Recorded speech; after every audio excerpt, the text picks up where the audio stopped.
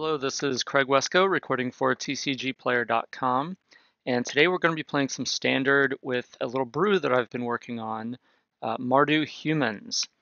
So the tribal payoffs, there's not a whole lot in Standard right now, especially for humans, since that's not really a supported tribe, but there are some incidental humans. One of the incidental humans is this pirate, Captain Lannery Storm. So the this one is actually really good. We saw it played in Donald Smith in his mono red deck at Worlds.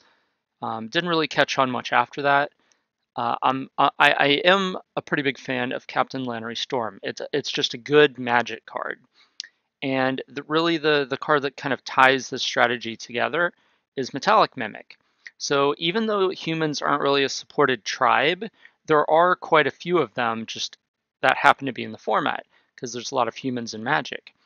Well, Metallic Mimic allows us to gain a benefit by playing nearly all humans in our deck.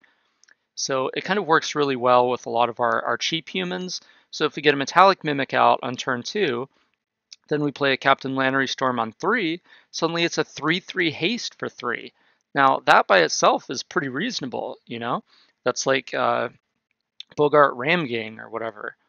But then you also get this treasure with each attack. And a lot of times what I'll do is I'll just pile up the treasures and then use them all in one attack.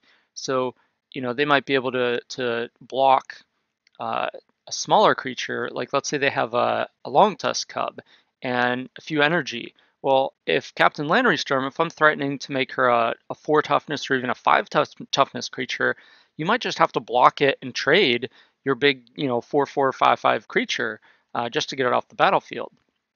So this one, it's really good. And then also the mana helps. So just getting a treasure, it'll help us fix our mana if we need, say, double red for one of our sideboard cards like Chandra or Glorybringer, if we need black for Campbell, if we just happen to have a draw where we have all red sources and no white, it could get us white for other spells. I've just been really impressed with that card. It's one of my favorite turn 3 plays. Some other humans that really make this deck good. One is Harsh Mentor. So Harsh Mentor is really good right now against a lot of the energy decks, especially Teamer energy, where they want to keep activating Long Tusk Cub to put counters on it. They want to activate Whirler Virtuoso to make Thopters. They want to activate Bristling Hydra to give it a counter and hexproof. The Sultai wants to activate Walking Ballista to kill things.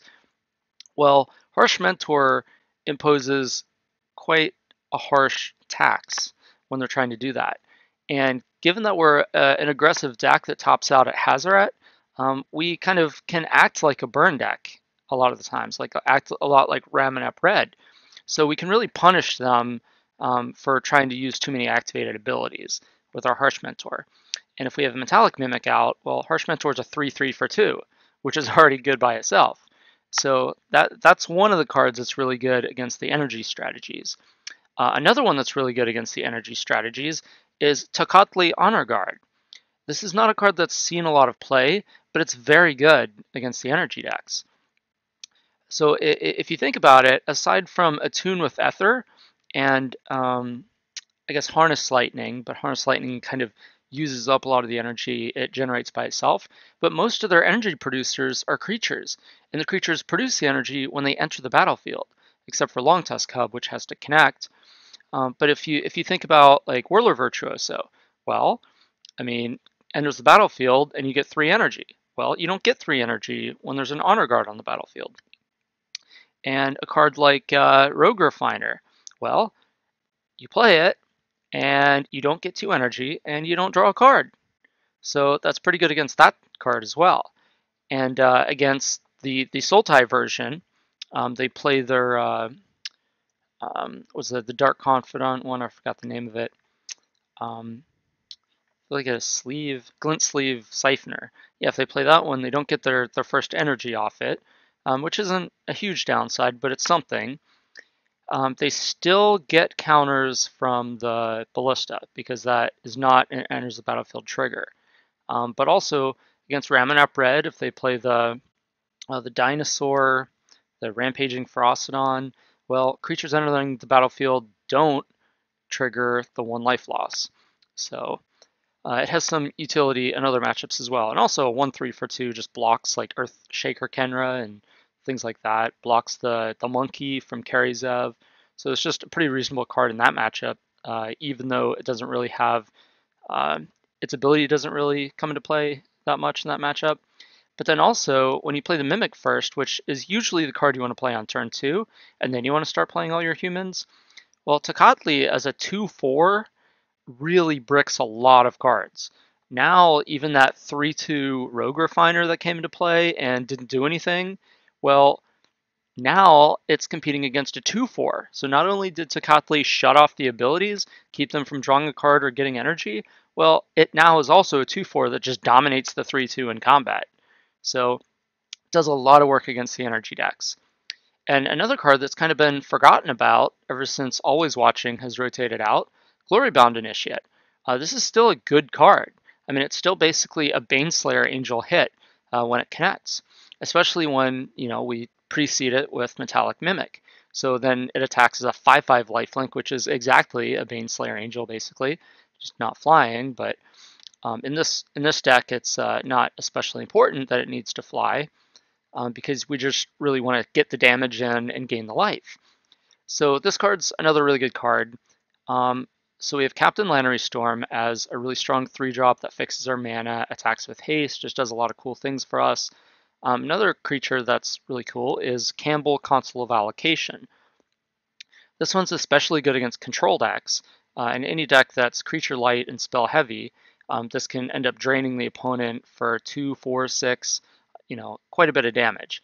And against Ramanap Red, it's really effective because every time they try to use a burn spell to kill a creature, well, we're going to gain life as well as having them lose life. So this is going to help us in race situations. It's going to pad our life total against Ramanap Red. And if we have a Mimic in play, again, a 3/4 is quite a body to deal with. So against Ramanap Red, they have a lot of braids and lightning strikes and shocks. Well, none of those kill a 3/4. And also worth mentioning, this Metallic Mimic, the putting a counter or the creature entering the battlefield with the counter on it, that's not an enters the battlefield trigger. So Tocatli does not shut it off. And when we play a card like Campbell or Tocatli with a Mimic in play, they can't kill the creature. They can't kill the 4 toughness creature because it comes into play with the counter on it. They can't respond to the counter. They could kill the Mimic in response, and that would make it smaller, but then they don't have the removal spell to deal with the other creature, unless they have another one. So there's some neat synergies there. And then the other human, the last human we have in the deck, is Devoted Cropmate. So this is another one that kind of, the whole exert mechanic, when Always Watching rotated, it kind of lost a lot of its luster. Well, Devoted Cropmate is still a way to recoup some of your 2-drops. And most of our creatures are 2-drops. So we have like Glorybound Initiate, we have Tocatli, we have Harsh Mentor, and we have Metallic Mimic. All are creatures that Devoted Cropmate can get back when you attack and exert it. So a lot of our creatures, since they're utility creatures, they're the type of thing that the opponent really wants to kill if it's a thing that disrupts them. So we play against an energy deck, we play a turn 2 Tocatli or a Harsh Mentor, well, they're going to have to basically use their Harness Lightning on our creature before they start playing all their energy creatures, because they really just have to get this thing off the table first, especially Tocatli. And then once they do that, we play the Cropmate, and now they're like, uh-oh, now I already used my removal spell on the 2-drop, and now you have this 3-drop that I don't have a removal spell for, and now you attack and exert, and you get that 2-drop right back. So whatever sort of thing that we do, Devoted Cropmate tends to play well against removal spells. And since our 2-drops are so important in the matchups we want them in, especially like Metallic Mimic, who's not going to kill a Metallic Mimic? We know that can get out of control. Turn 2 Metallic Mimic is kind of what we want. We've seen that from the zombies, from the vampires. We all know that not killing a turn 2 Metallic Mimic is usually wrong. So they're going to kill that, then we're going to play the Cropmate, then we're going to get it back and play like 2 more humans on the same turn and get the Metallic Mimic bonus, and then things just kind of snowball out of control. So that's basically all the humans in the deck. Then to top off our curve, there isn't really a good 4-drop human that we really want, but that's okay because we have Hazoret. And Hazoret doesn't need to be a human. The stats are already good enough. And that's like a way to turn our excess lands into damage. It's a way to just finish off our opponent. The opponent's removal spells are usually pretty taxed with all of our early creatures, so that once we get to Hazoret, they're not holding that, Vraska's Contempts in hand. They had to use that on one of our previous creatures. So we just kind of wait, and then play Hazoret and beat them with Hazoret. And now our removal spells, red and white have some pretty good options for removal spells. We have Magma Spray as a good cheap removal spell. Lightning Strike is really good right now. Everyone's playing Hostage Taker, Long Tusk Cub. That kills most of the energy creatures. It kills most of the Ramonap red creatures. It just kills a lot of good things in this format. Thopter Arrest is one that isn't seeing a ton of play. We saw it in the Mono White Vampires deck that did okay at the Pro Tour. It is a pretty reasonable card. It's just kind of a cheaper version of Cast Out.